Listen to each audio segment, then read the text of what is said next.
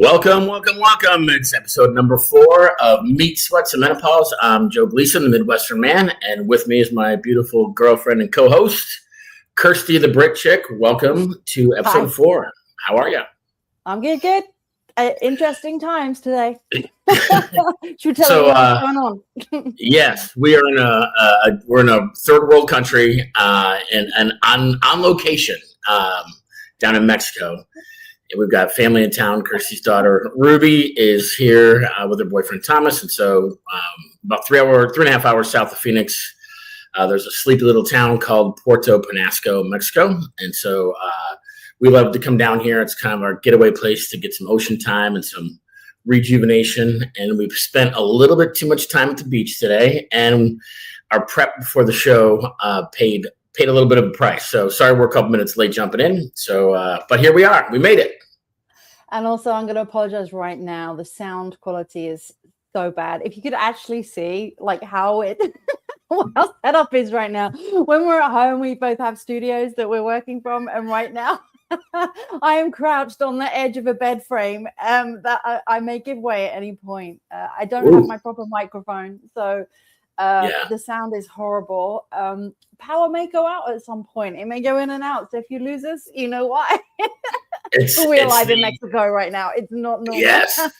Yeah. So we're hopefully it's not too disastrous to put up with our sort of supplemental equipment, but we wanted to stay consistent, and in whether we're home or away, we want to be able to. So we had a couple of things we wanted to chat about tonight. Came up in our discussion the other day, kind of how from an English standpoint and from a Canadian standpoint and from an American standpoint, and even here in Mexico, like how different countries view tipping and gratuities. So what would be your sort of like first initial reaction to that? Since you're more international than I am, what would you say is your initial your thought on gratuities, both from a European standpoint and then as you've been to all 3 countries here in North America? First of all, I'm just wondering, I would like some feedback from the audience right now because you just froze the whole time you were saying that on my monitor, and I don't know if anyone can even see or hear you right now. So if you are it says there's 3 viewers right now. So if you are a viewer, can you just comment on the screen for me and just let me know that you are hearing and seeing us okay? Because that would be really helpful.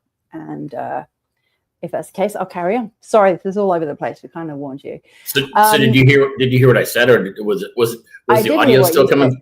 Okay, all right, gotcha. Probably through the door. Through the door, right? Yeah. You were just like frozen. Are you sure that was technical, or it might have just been me, right? Well, true. You're just glitching. I can hear you through my earbuds. I just don't know if everybody else can. I don't know what's being recorded on here. So we'll just carry on. I think Brennan says we're good. Okay, yeah, so cool. Got it. Okay, cool. Thank you, Brendan. So we were because this has been interesting. So as you know, I'm English. My kids are born in Canada, and I've lived in half my life in Canada. And then we're in the States where you're from. And then obviously we're in Mexico. And so service, tipping, all of those things, very, very different, I think, in a lot of countries. And like the kids were saying, because they've just been, they've been in Canada, they're in the US last week, and now they're in Mexico. So we were kind of having this big discussion. I thought it was quite interesting. So sorry, what's that comment from Brendan? I can't read it. It's too small. He's saying, yep, we're good. And yes, okay. We heard you. Yep. Got it. Okay. I'll have to rely on you to see it because I can't see anything. It's like tiny ants that I can't see. Fair enough. All right. I'll handle the. You get the comment. Sorry. Yeah. Yep. Cool. Fair enough. So no, what part of the service thing was, I think the biggest thing was the fact that when you go to a restaurant, like one of the kids mentioned this, when you go to a restaurant, you pay for service. But if you're like going through like a burger drive-through, why would you tip? That's kind of what the discussion was, right? Yeah. Well, so this is a little bit of a semantical thing, right? Because it wasn't a drive-through; it was a drive-in, sort of like those 80s or 50s where they put the tray on your window. It's not exactly like that, but I'm sure you guys have Sonic up in Canada or no? Mm-mm. No, okay. So they were at a Sonic, and so there's a car hop that brings the food from inside Right. out to the car as like a delivery, right? So it's almost kind of like maybe if you went and did like grocery shopping and you picked up your groceries, do you tip that person? Like, and there was a discussion about. I said, yeah, I think you probably should tip someone for bringing that out to you. They're doing you would otherwise have to go in and do all the shopping yourself, right? Or but Sonic doesn't really set you up in a. You can't really walk up to the window. What's that? What's that burger place up in Calgary that's been there forever that we went to with? What is it? A&W. A&W. No, the old school one. No. The one where we went with Sadie.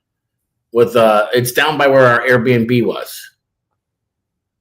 The old, it's like the old burger place. Oh my gosh! I should have. Me? You're the only Brit chick from Calgary that I know. Yeah, so I'm sure it's you.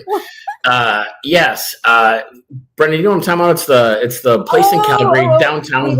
Peter's drive-through. Peters. I was going to say Parker's, but Peter Parker. No, Peter. Yeah, and any Calgarian would know Peter, but nobody else would. Yes. Anyway, so like with Peters, you could walk up and then they hand you like Sonic doesn't give you that I'm aware of, the option to be able to walk up to the window and order it yourself, and they just hand it like you're walking to a counter, right? Sonic, you basically have to pull into one of either through the drive-through or into one of the stalls where they would bring it to your car. So my argument to that was, since they're bringing it out, it doesn't have to be like 20% or anything lavish like you'd get if you had a full service meal, but more of like, a buck or two just for the effort, right? So, and that's where the whole discussion started from. And then it was like, well, how much do you tip? And what if it's bad service? Do you still get something, or do you just completely, sort of ghost someone? Like, what are your thoughts on that? Well, I think it also depends on how the pay system works, right? Because if you are in a country where sort of service workers like that, like that work in fast food, if they're paid good wages anyway, like minimum, like more than minimum wage, then the argument would be, well, they're being paid for what they're doing anyway, right? If you're not being, like in Mexico, for example, the person that hands out your groceries, they help you pack and then they carry your groceries out to your car. That's how they make their money. Like, they're not even paid. So they rely on the tips that you give them. But in Canada, if someone helped you out to your car, it would almost be offensive to tip them, I think. I don't know. Brendan's in Canada. Maybe he'll say, like, it's kind of expected that that's part of the service, I think, unless I'm really out to lunch here. Donna's on as well. She's Canadian. And thanks for joining the podcast, Donna. Welcome aboard. Not sure if Jason's there as well, but hello. But yeah, so for the Canadian folks, they don't do that here in the U.S., and I don't really see, like, when I was a kid, the grocery store that I was from, a small town, as I've said on the show many times, it was expected that the kid that bagged your groceries was going to take the cart and then load your car up for you. So that was expected. There was no tip. There was no anything extra.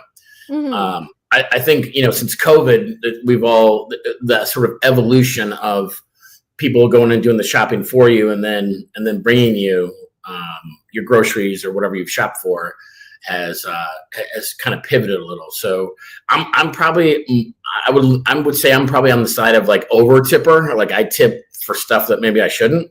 But I don't know the protocol. It's like hair. Okay, so you've been in the hair industry, like hair salons and stuff. Like, what's the protocol there? In restaurants, it's like average service is 15%, good service is 20% here, but our servers get paid less than minimum wage. So it'd be interesting to hear from, sort of the European perspective, and then the Canadian, and I think Mexico. I really don't know. They're probably not paid. I think Mexico in general is just like, you just tip everyone because everybody is trying to make a living, and like people will just come along and wash your, you go for dinner. If you don't put your windscreen wipers up, which is like the national sign for don't clean my car, they'll clean your car and come out and but the thing is that, but there, there's even in the gas station, you walk in to go and pay, and there's like this like homeless guy, he's got no shoes, got nothing, and he just literally opens the door for everybody.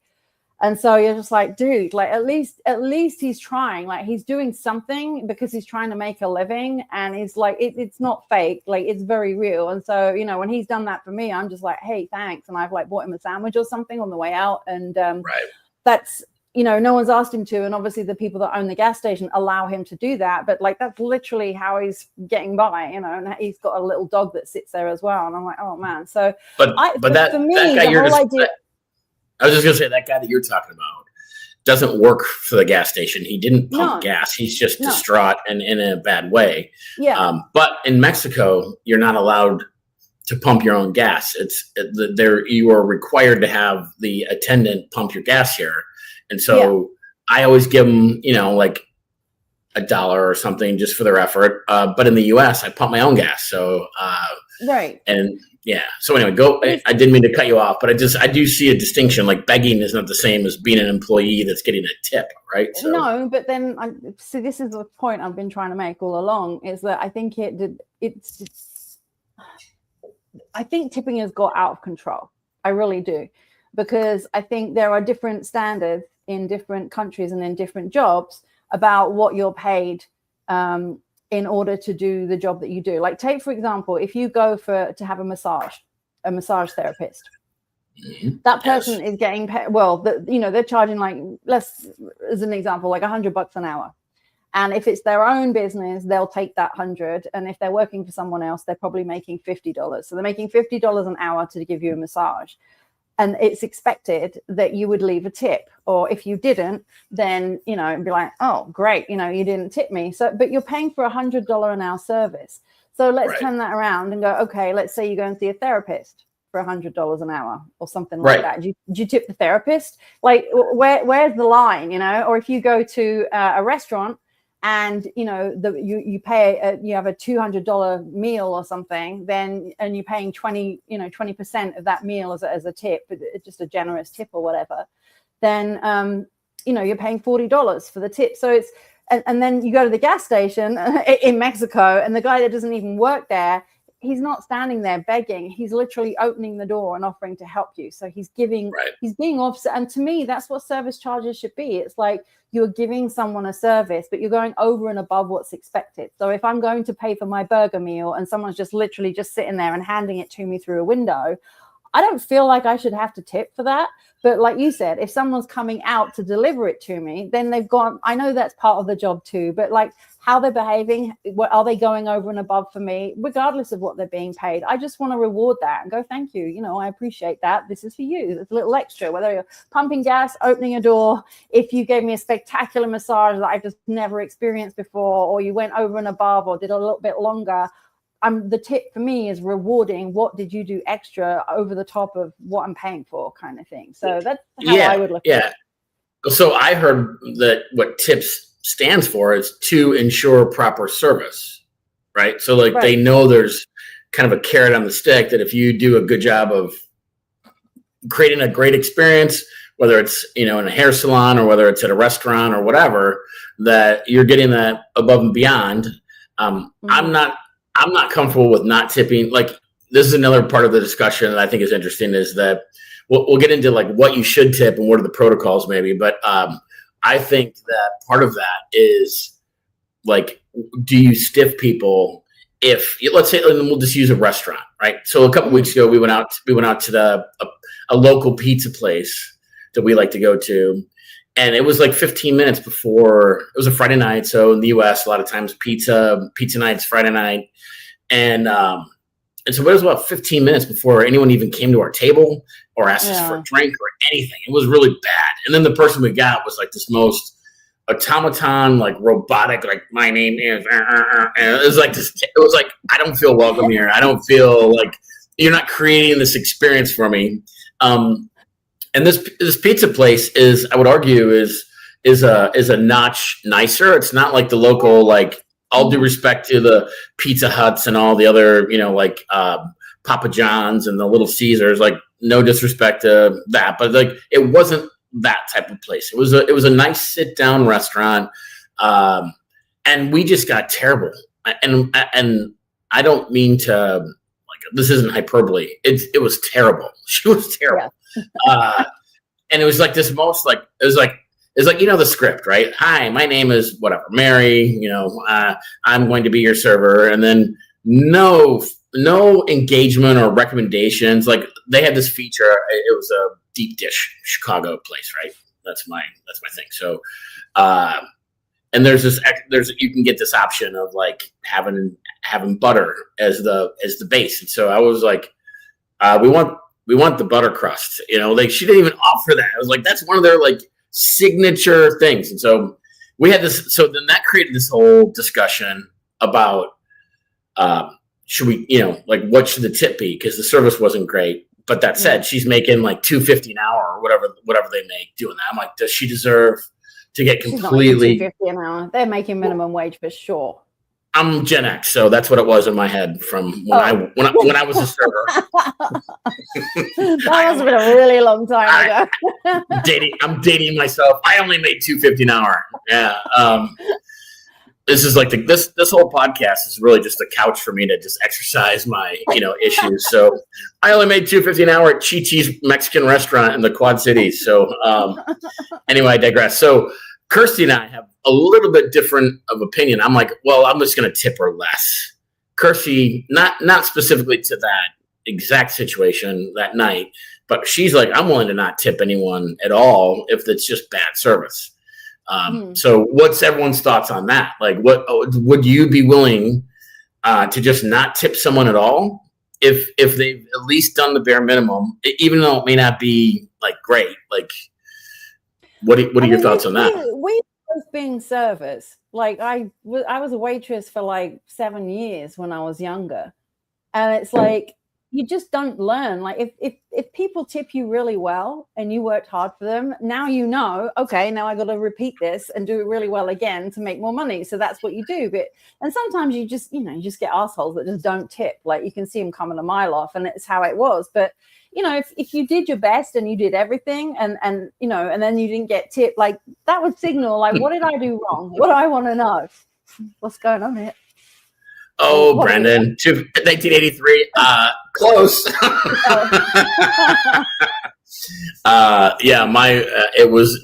would have been 1993, but yeah, it was many moons ago. Yeah, well, that's another discussion we should have. Like, what was your first hourly wage? Like, mine was, I think, $3.50 an hour. Anyway, I digress. But yeah. Don is saying, to me, my massage is medical.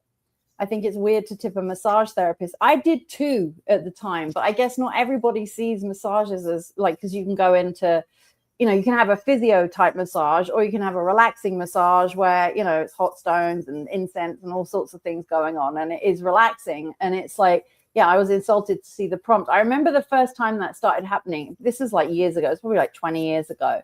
And I was asked in front of everybody, at the till, like, how much tip would you like to leave? And I'm like, whoa, like, seriously? Because I'm doing the numbers in my head. I mean, it was a really swish salon. It's in Calgary, actually, a place where I went. And the massage itself was like about $150. And so in my head, I'm thinking, I'm going to have to tip like $30. And I just didn't even know or expect that. And I was just like, whoa. And I remember that first happening. And But as a hair care, as someone who's worked in salons and done that, like, what is it the same percentages that you'd use for restaurants as what you would for hair care professionals or massage therapists? Like, that's the most uncomfortable part for me is like, I mean, is $5 an insult, or is it just better to not tip? Because I don't know because in restaurants, it's kind of like 20% is good service, 15% average, 10's like you didn't do well, but I'm still going to give you something. Like, I personally would. That's in my head. I just think 20% is what I'll tip if everything was great, But if it was less than that, then I start knocking it down. But it doesn't really matter to me. Like if I'm spending $10 somewhere or I'm spending $100 somewhere, like that's how I'm thinking about it. But I mean, it soon adds up. I mean, if you're going to have a service, that's like, I mean, a lot of women like go get their hair cut, colored, and everything in salons. They're probably spending $300-$400. So 20% of that. That's a lot of money, to add on top of that. And it's something that you're going to keep repeating. You're going to go back to your person each time that you go. So every 4 to 6 weeks, you're going to keep repeating this. So you can't then not tip if you don't, or if you don't, do you know what I mean? It sets up a pattern because it's something that you're doing all the time consistently. If you went to a restaurant and always had the same server and sat at the same table and had a little relationship, with them where they knew you and you were regulars, you would always take care of them, which is why you do it. I know you do that. You always set out to, if someone's pretty decent wherever we're going, you always make sure you take care of them, make sure they know your name and everything. And then we do receive amazing service whenever we go back. Like, you're a relationship guy. So it is cool. But at the same time, I don't know. I guess if I was with somebody regular and it was just awful, I would just tell them, like, look, we want to keep coming back to you, but I just got to be honest, like, this is horrible today. And I just have a conversation about it personally. Yeah. And I'm with you. Like if it's especially someone that I know, I'm like, what's going on? It's like the kitchen backed up. Is it like, or like we were at a bar a few weeks ago for a big football game, where the Bears beat the Green Bay Packers, and it was just the place was packed. There was hardly any room to move. And so, I mean, people that have any degree of common sense or that have been around long enough know that, like, hey, I'm not going to get food and drink and all this stuff as quick as I would if I was like one of 5 people in this place. But it is still an interesting thing. Like, where's your slippery slope of what you tolerate and what you don't, right? So here's an interesting point that I think. Wait, let me see if I did this right. Sorry. Tipping needs to be abolished. It's an exploitative system designed to keep money in the pockets of business owners. Okay, so this actually is a great segue. Great comment there, Dax. Because this was part of our conversation we had when this whole thing kicked off, was like, why don't they just bake the cost of the employee into the cake of the food or the service, whatever it is, and then know what you're paying. Then there isn't this gray area, and there aren't the situations where the worker is getting stiffed and only making a fraction of what they should otherwise be making. And then there isn't, sort of like, where's the responsibility of the business owner or the business or the corporate side of things now? And this is where it can get tricky too. It's like, I know small mom and pop type businesses that arbitrage between paying that employee extra and the tip, kind of filling that gap, probably could mean the difference of how many staff members they have, right? So how many wait staff do you have? Well, because tipping is supplementing or subsidizing that expense, I can have 5 servers for my, or whatever, 10, whatever it is, for my restaurant. But if I had to pay them 25 or 30% more once you bake, because that's all, the thing is, it starts all getting taxed, right? It's all in the US, it's like you get the Social Security and all the extra expenses that go along with the hourly rate. So the tip is a more pure, like, it actually probably gives, if everyone's tipping properly, it probably could give the employee more net cash flow. Not to get nerdy and into like, I think there's a difference between small mom and pops and like big corporate restaurants.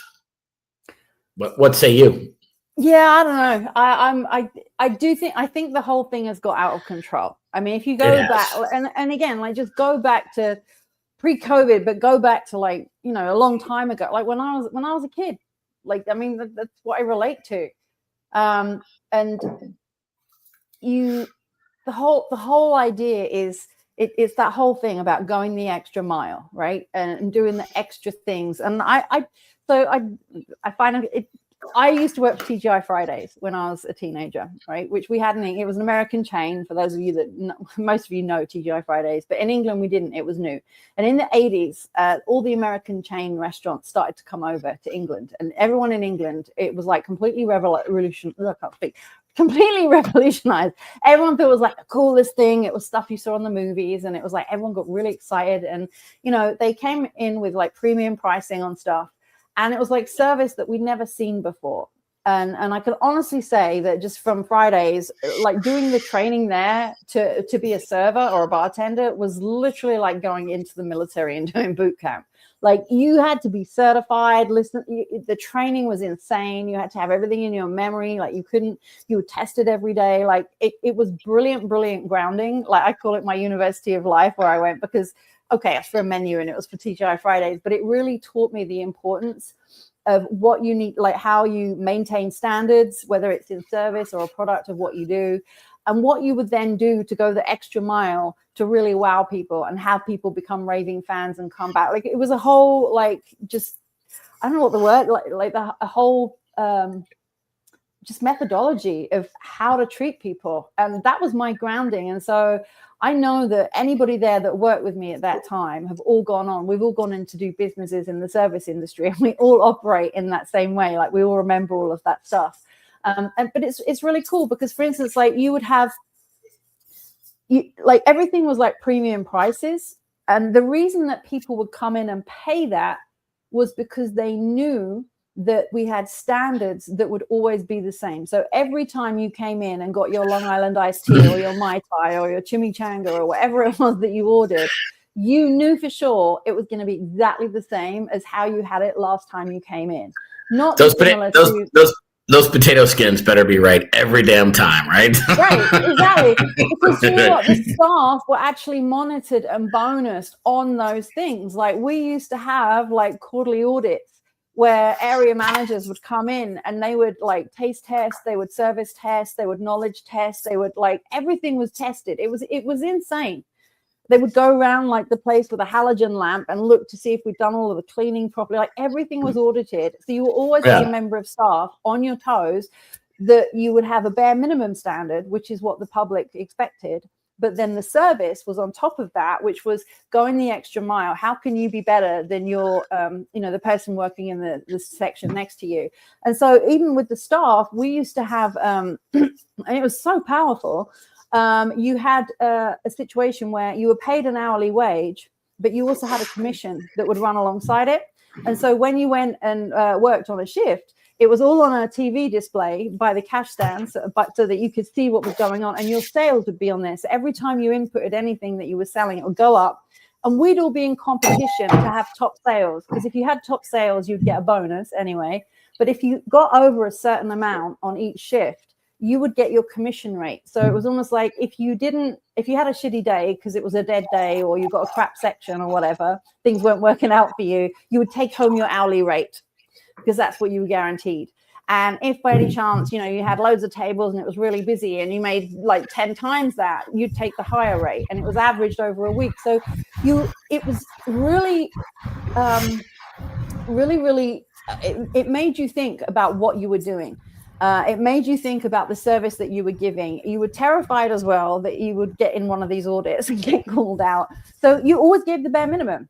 And then the money that you could make in tips was insane on top of that, because the more you sold, the bigger your sales were. So you're beating your colleagues, but then that drives up the end result of your bill, which then drives up your service charges that you would get because of it. So we were making so much money, like everybody were, and everyone was motivated to do it. But the customers didn't know all of this. The reason the customers came was because they knew that they were going to get exactly what they got last time, which was my mentality when Starbucks first came along. And I was the hugest fan, because initially it was all about, this is the standard of our cappuccino, this is the standard of our espresso, this is the standard of whatever. And you knew you were willing to pay $6 for a coffee because you knew it was going to be the same wherever you traveled, internationally, anywhere in the world, it would always be the same. But then it stopped being the same, and that's why I stopped going, because they were charged, and now they just add on service charges when you pay. Like, it's expected that you, and it's like, why am I paying you extra for something that I know you're already being paid to do? You're not even meeting the bare minimum. So why am I? And your service is no different. So why would I add more to that? It's crazy. So I think it's put out of hand.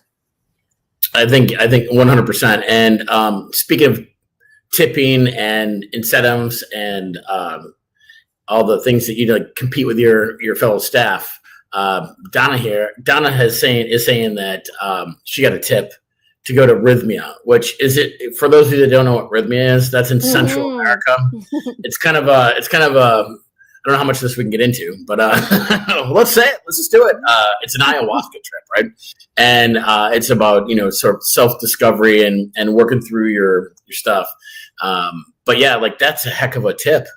Yeah. You like you're flying to Central America, and then that experience is, I think thousands of dollars. If I'm not, I remember looking at that because I was always curious about what that experience is all. Well, this is another show topic, isn't it? We should probably get into this sometime. Who knows what rhythmia is? A rhythmia retreat. You can elaborate if you want, Donna.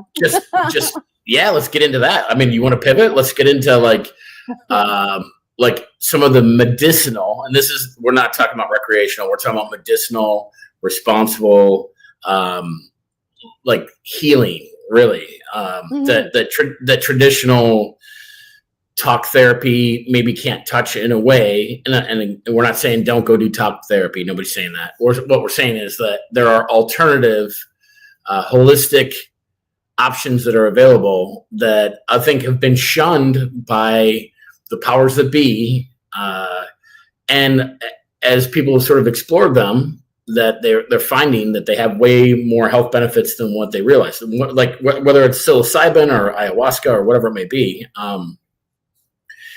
There was a documentary that Donna had actually turned us on to years ago, and I was the most Nancy Reagan, like, being a Gen Xer in the U.S., like, you say no to drugs, like, like some of our early discussions were like, I'm such a nerd for that stuff, and I still am on the hard stuff. Like I don't back off, like with the all the stuff that I think turns into life ruining, dangerous stuff. But like from a holistic standpoint, I think some of those experiences can be really can be life transformative and life changing, right? And the research shows that. So it's not just my hyperbole.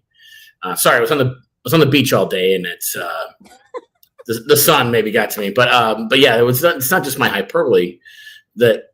Veterans from war that are coming back that have taken, mushrooms and done psilocybin in a controlled environment or in a responsible way are like, it's helping with their PTSD, and it's helping with them coping with some of the stresses that other modalities haven't been able to solve. So we don't necessarily need to get into all that tonight, but it's just an interesting conversation because, anyway, I think Rhythmia is doing a lot of good work in a very controlled and responsible way. So, yeah, well, it just depends on how you look at healing. There's Eastern and Western philosophies on healing, and we're in the West, and that's what we're told. And when you start looking in other directions and what other places do, right.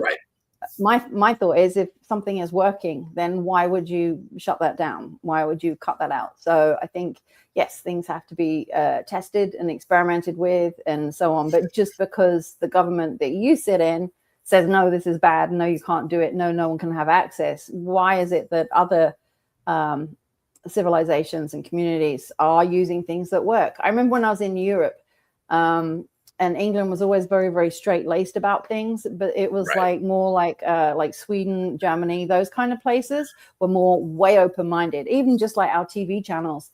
I think we touched on this the other week, which we were talking about, like advertising and things that would come on, and watersheds. Like in England, it was like you couldn't swear or say rude words, or certain advertisements couldn't be broadcast before 9:00 because that was the watershed of kids are still awake. And after 9:00, then things got out of hand. But there was a specific, actually, there was a TV show actually, which was shown after 9:00. But what it used to do was show you all of the hilarious TV shows and adverts that were played in the rest of Europe, where everyone's naked, or they were having sex, or they were smoking drugs, or they were just doing all these. And you're like, oh my God, like this is, I can't remember what the show was called. It was, but if any Brits that are on here will probably know what I'm talking about. But it was just so funny, like even pop videos, everything. It was just like wide open. And I never realized at the time, I didn't link that to the idea of government and what we're allowed to see and why we're not allowed to see certain things, or what those reasons may have been.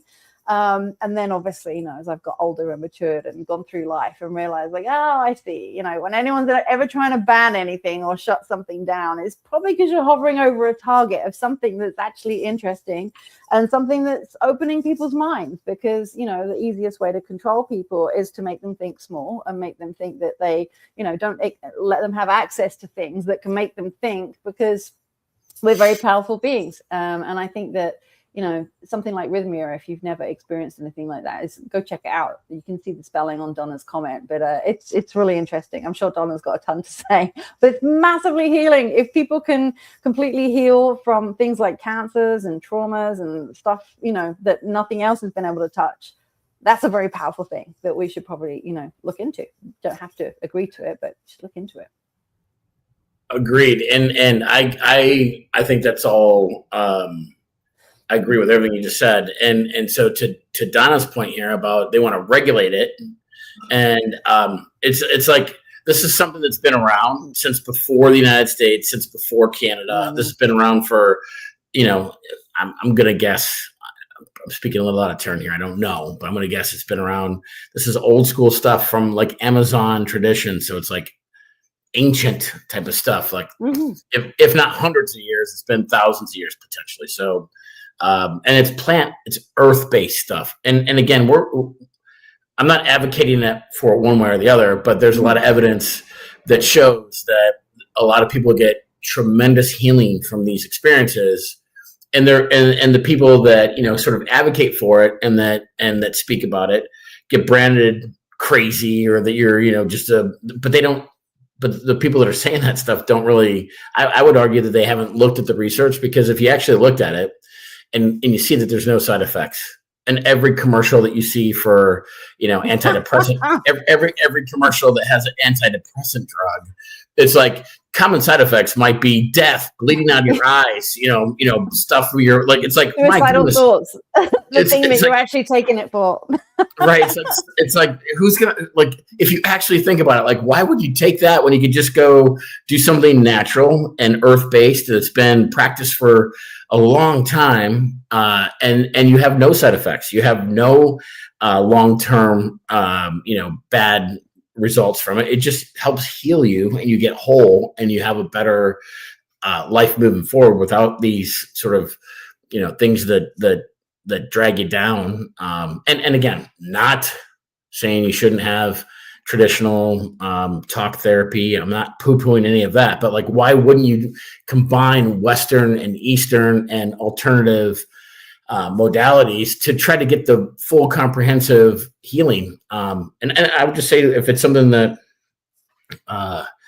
you can be open, I think people should just be open-minded to the conversation. And then, but that's the thing, isn't it? Is that if you're afraid to think for yourself because you've been told that things are wrong, nobody wants to be wrong. Like, everybody wants to be a nice person, do the right thing, follow the rules, follow the laws, or whatever, because right. Nobody wants to stand out. Everyone wants to fit in and be comfortable. We want to be in our comfort zones. But it's interesting to me that people don't start looking at other things or considering other points of view until they've exhausted everything and it hasn't worked. And usually, if you think about anything, even just think, you have to get to a point of uncomfortability where it becomes so painful that you're willing to then open up your mind. It's like being in a bad marriage or being in a job that you hate, and it's like you keep thinking to yourself, like, I want to leave. I'm going to tell my boss to go screw himself. Like, I never want to be here anymore. And you don't. You just keep holding on because the fear of, but I don't have anything to go to, or what if I can't get another job, or what if I can't make enough money, and so on. So you hold off until you finally get to the point where you had enough and you go, that's it, I'm leaving, I want out. And they, and they're like, well, what's the problem? And then you actually say what the problem is. And then they're like, well, why don't you say something? Like, we can give you a raise, or we can get you to work in another department. We can get you to, and then it's too late because you're done, same as in a shitty marriage or something. And so it's just, it's sad to me that we have to get to a point of like so much pain before we're willing to look at other options and other change, because what we fear more is looking bad to other people. We fear other people's judgment who are following the rules or who are doing what we think they should be doing, because we don't step out and think to ourselves, what's right for me, and right. So what if I go and look at something, I'm all about results. If something works for you and it doesn't hurt anybody else, and it doesn't put you in jail, it doesn't kill you, then try it, do it, because we're all different, just do what works for you. And I think that's where a lot of these places now are starting to get a little bit more traction, because so many people have got to that point, and then there's so much more research and stories and things that people can listen to, make their own decisions, right? So unless it's silent, which is why when things are silenced, it's like, oh, interesting, why is that? Well, who's silencing it? Exactly. And that's especially when you live in a free society, right? It's supposed to be free. Like, why can't I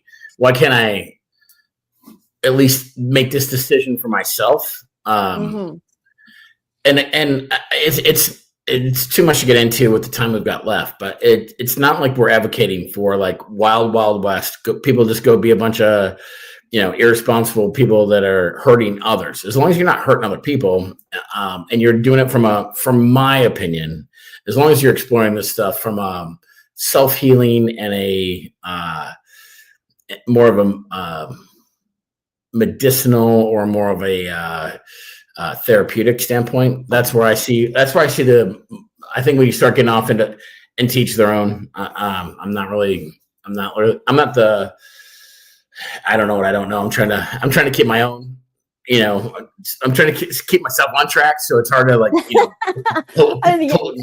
police other people. But I'm just saying, like, for me personally, I don't think when you start going really crazy with it from a recreational standpoint and not respecting it, that I think that's where it can be dangerous. And I think maybe that's what the government's trying to protect from.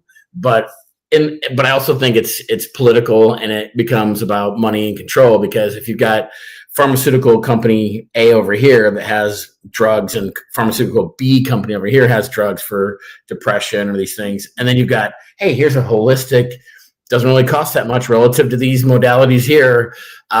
These two over here are going to you're going to be on this stuff for the rest of your life.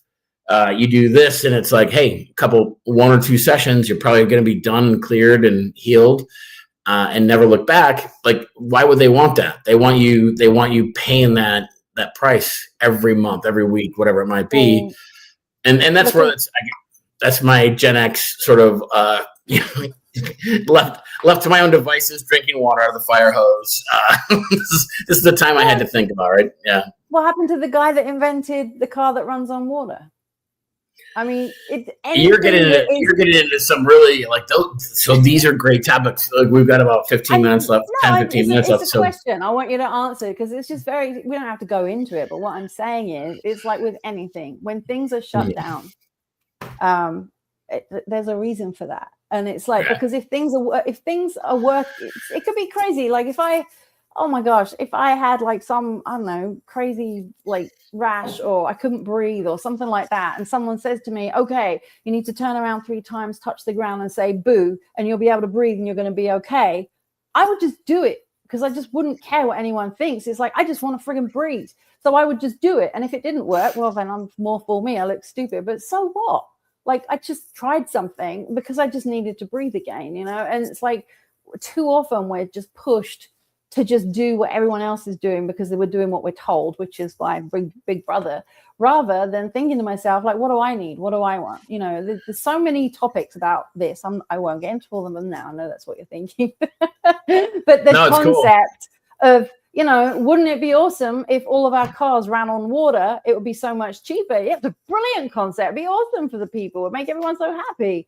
A lot of people believe that business that sells oil and gas and electricity. Well, there we go. There's the problem, and that's why we don't have that, because it has. And a lot of people believe that there have been cures for cancer. A lot of people believe that people like Nikola Tesla did invent free energy, and here we are paying for all that stuff, right? So, follow the money. It would be my thing. And the reason why I don't really want to get too deep into it is because somebody had a birthday yesterday, and we still have plans to go out for a late dinner tonight, and so it's about celebrating you a little later, and not just going off into these are all definitely topics we need to get into, and I would love to get into, but I also want to honor our time commitments and make sure that you get the birthday dinner on the marina up on the hill.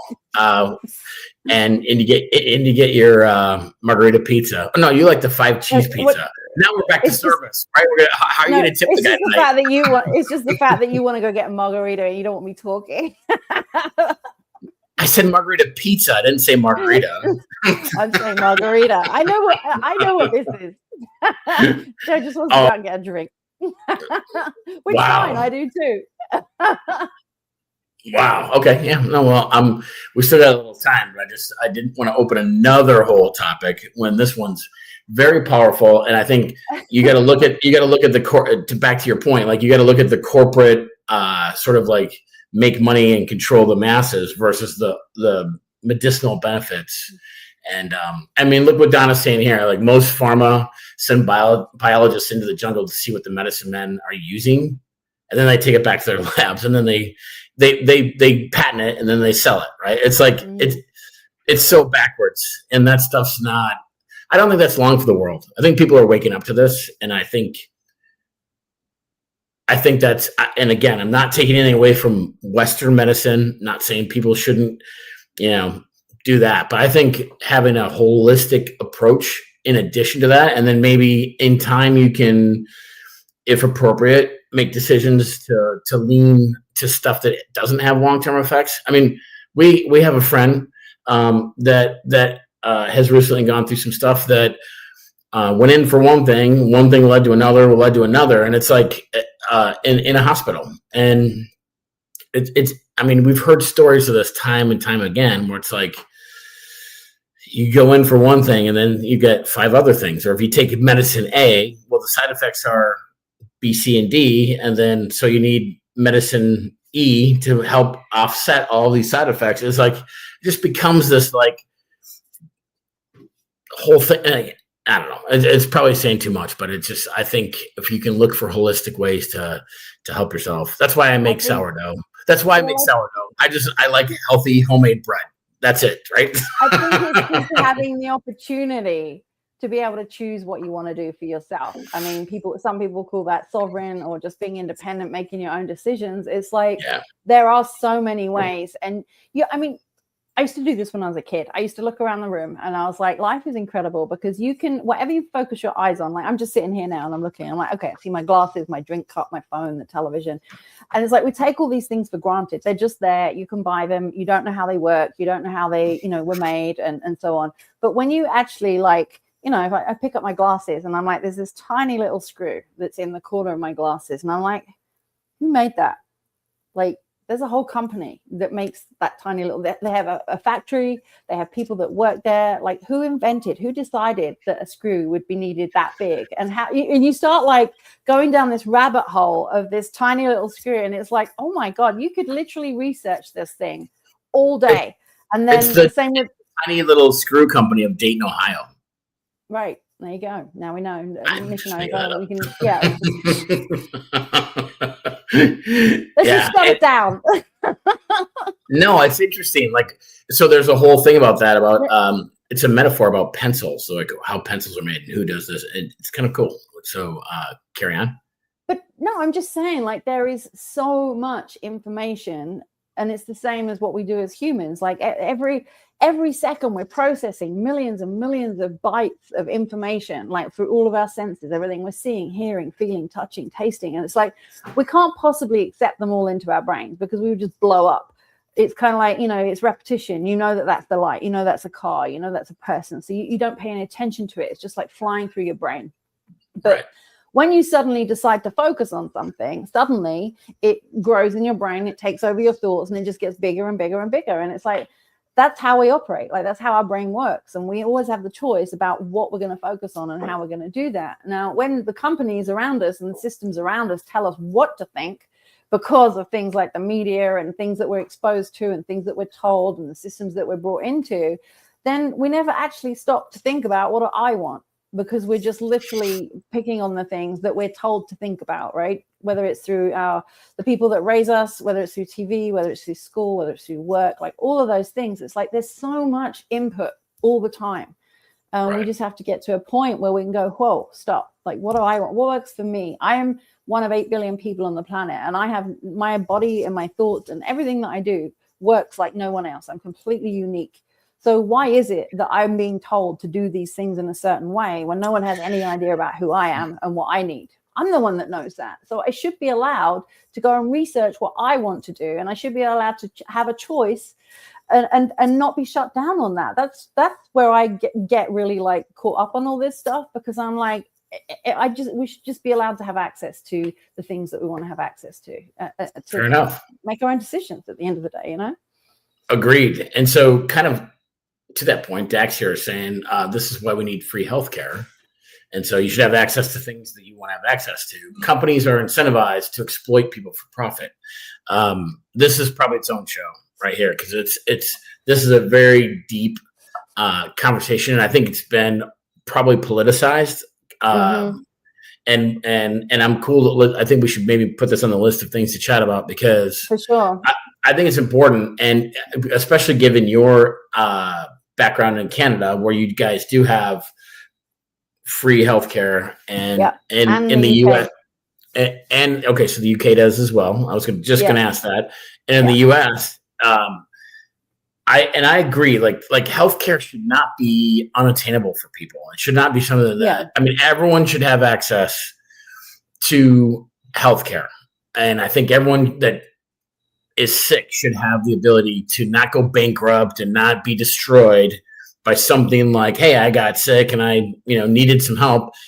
So I agree on those fronts, and I don't even disagree on whatever free healthcare looks like. But my argument would be, as a person who owned a tax practice for over 10 years, that there is no free when it comes to government. And so what are people's thresholds, and what is the best solution? Because free healthcare doesn't solve the problems. The problems are still the same. So this is the conversation, is that is it government's responsibility to provide healthcare, or is it our responsibility to have a more proactive approach to our health? Or is it the government's? Why does most European countries ban certain pesticides and things and additives that we put in our food? Like, why are there things over in Europe that you can't do there that we have here that have been proven to cause cancer and make people sick? Like, to me, it's like follow money. And I think there's no right side on this per se. And I think it could be a very interesting conversation, because who is in charge of your health? Is it the government? Is it you? Is it a combination? Like, I personally, just me, not anyone else, I personally would prefer to take personal responsibility. I want to be proactive on things that I can do, because I don't want to worry about being sick and then have something. So, because I hate needles. You heard that about the tattoos and stuff from previous shows, but I don't ever want to go to a hospital. I don't ever want to get sick, and I don't think anyone does. But I want to be as proactive as I can, and I have plenty of room for improvement. But it's just it's a great conversation and a great point to bring up, Dax, because where does the government responsibility get handed off to personal responsibility, or personal responsibility to government responsibility, and how does that all work together? So, given our backgrounds, you being a Brit chick and a Canadian, and me being an American, and my paradigms, we should do that in the incoming weeks. Yeah, for sure. I think that and I think the people that we've got on here right now can also speak to a lot of these things, because I know just from the comments that they're making, I think it's very multifaceted, but it's not one solution solves everything. Yeah. It's really not. I mean, even from the moment that we're born, like it's maybe this is different in different countries. I'm not saying, but for the most part, if you are if you're having a baby, the traditional idea is you go into hospital and it's delivered, and then all the things that happen to your baby because you're in the hospital, versus if you had a baby at home and kept them off the grid initially, like all the things that you're supposed to do and supposed to have and so on. And it's a whole, I'm not going to get into it right now, but I'm just saying, like, when you said, whose responsibility is our health? Well, if you cut your finger, who heals it? You do. So yes, a doctor can, give you a Band-Aid or a prescription or, a magic cream or whatever. But again, the doctor's not going to heal it. You have to heal yourself. So a lot of this is going to be from up here. So we have to. I would love. Sorry, not trying to cut you off here. I just think this would be a great conversation for next week because this incorporates a lot of things. It actually even incorporates spirituality because, like, who heals the body and all this stuff, right? So there's that, and the power of prayer and the power of like your own intention and like so many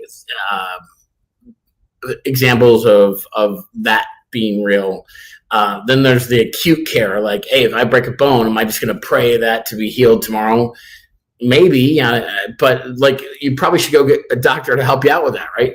There's so many layers to this onion. Yeah. Dax's follow-up comment was, it's the responsibility of the government to take care of its citizens. Mm-hmm. That itself is probably another whole show because, like, do the citizens want that sort of overreach, or do they prefer to be like, hey, if it is to be, it's up to me kind of thing, and you leave me alone?